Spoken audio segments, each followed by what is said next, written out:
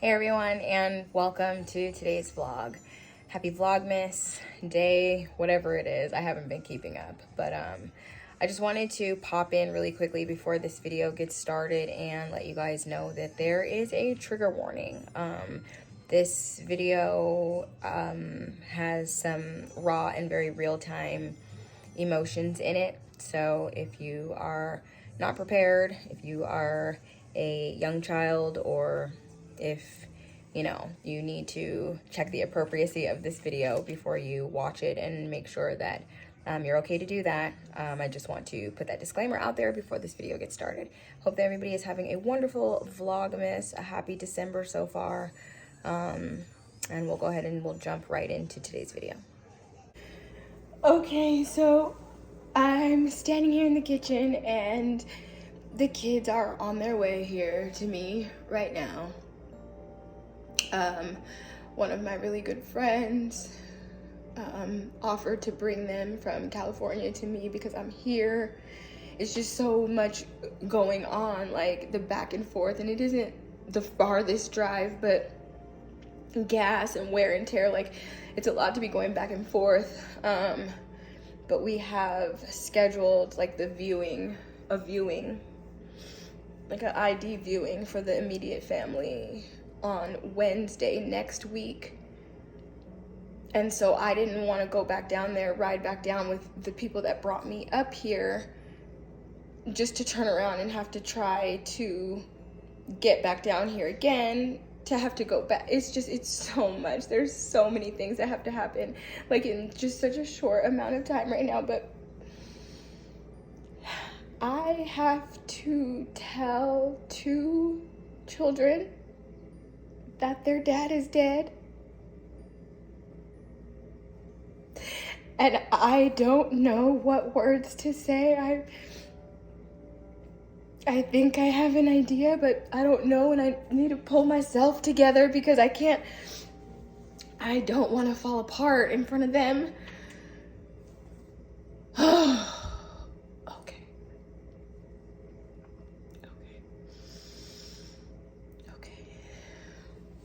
So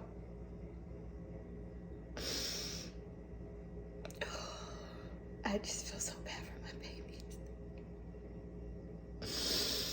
Okay.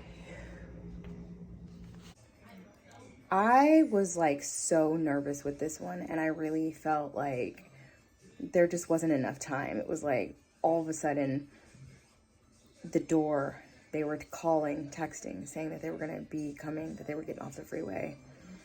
And like my heart just dumped into my stomach. When my friend first dropped them off, she left to go and get some stuff that she needed for her baby bottles, which also gave us some time and, to have some privacy as a family. And immediately when Penelope walks in, she was looking for Daddy. She's like, "Where's Daddy?" And she's like wanting to show him something. And I was just like, I can't even hold this off. Like, there's no way I'm not going to lie and say like he's, somewhere else and then break this news to them. So I called everybody into the living room. No TV, no tablets, no anything. We gathered in the living room and I told them that I had something really important to say. I want you guys to come and sit in the living room, okay? We have to have a family talk in here before you guys start watching and doing things, okay? So let me see this. I'm gonna turn the TV off, okay?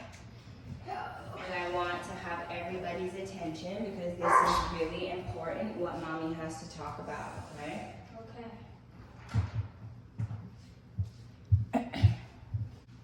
So Mommy came up here on Friday, and I came here early Friday morning, and I came here because I got a phone call that Daddy had went to the hospital. And we don't know exactly what happened yet, but they couldn't save him. And Daddy died. So I had to come here, and Daddy's not going to be with us anymore.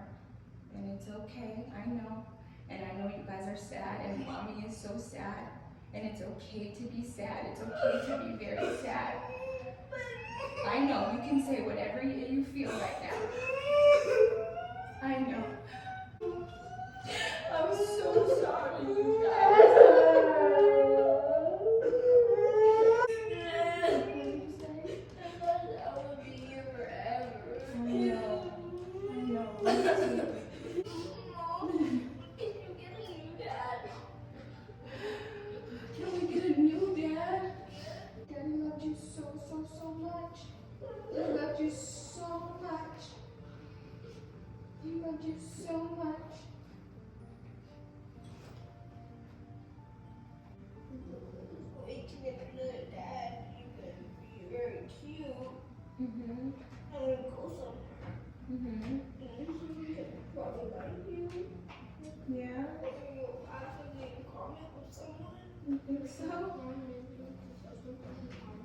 You think so? Wow. Dad's always gonna be your dad, no matter if he's dead or alive. Dad's always gonna be your dad, no matter if he's dead or alive. Always, always, always. Always. That was the absolute hardest thing. It was the weirdest thing, and I didn't mean for it to just blurt out the way that it did. I feel like in hindsight, I maybe wish that I would have eased my way through it a little more. I thought I had all my words gathered. I thought I knew exactly what I wanted to say, and then when it was time to say it, I just let it go. But that was a really, really intense moment, and I really only wanted to just show a piece of that because, for starters, that's what happened, and that's our life. And I knew in the moment of me being in there and looking back that I wouldn't know or remember exactly what I said, or, you know, I'll never forget how they handled it, but just having that little snippet of a record of what happened and just playing the entire thing back during editing was just really, really, really rough. So the kids know. Everybody knows now. That was the hardest thing.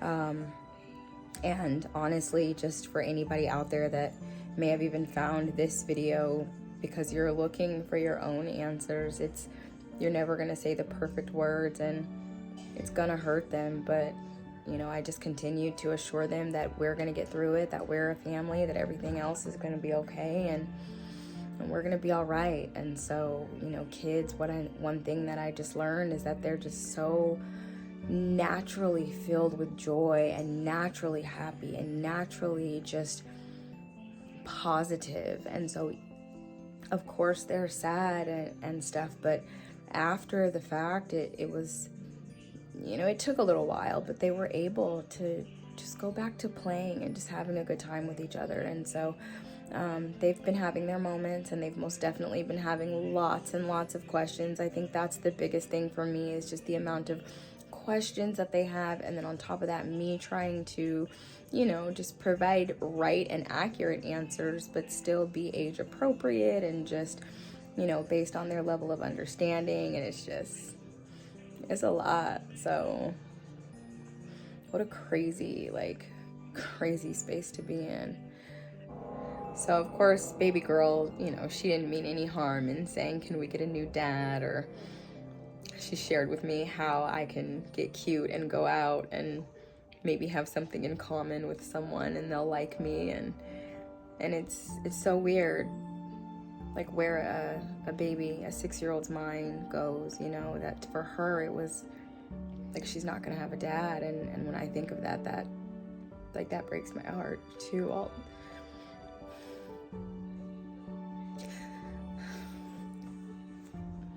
All the things that he won't be here to see physically.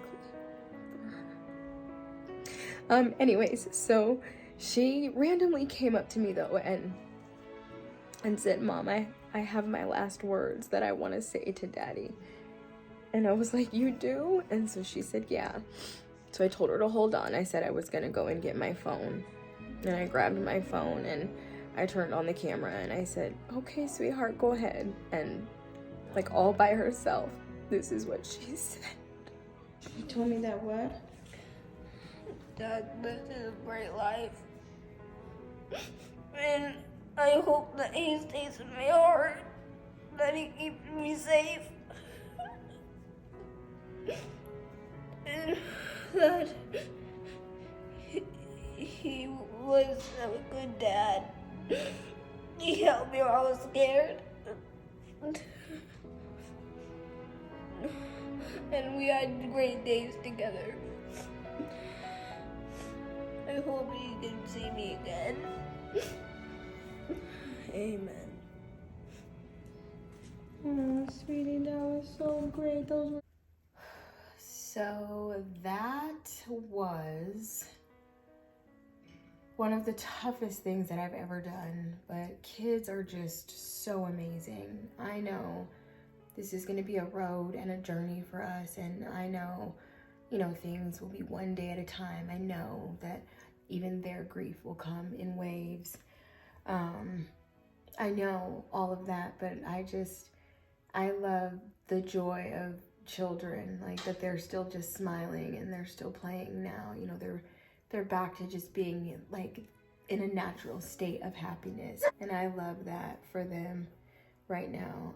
So I'm making dinner, and I'm only making it because my mom sent a box of stuff down here with them, and my salmon was in there, and it's kind of thawed out. So and it's pretty much thawed out at this point.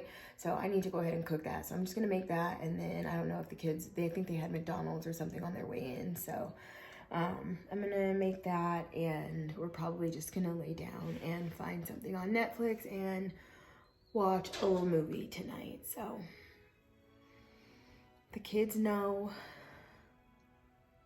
everybody knows. Well, everybody doesn't know. I haven't made any announcements like on Facebook or anything like that, but people are starting to find out. I've had some friends reach out to me, so I guess it's time to prepare to send him off with a nice memorial. So let's go make dinner. For those of you who may be wondering about the older girls, I actually already had spoken to Samaya and Michaela about what happened, and we had our own sort of moment together. So they actually already knew before coming out to Vegas with me. However, during the conversation, they were sitting right there, and they were still sad and upset, and they were also able to be a support to their little brother and sister. For dinner, I ended up making this salmon that was in the car riding with them on their way back, and some mashed potatoes. And it turned out pretty good. My mashed potatoes were looking a little dry, but they were good nonetheless.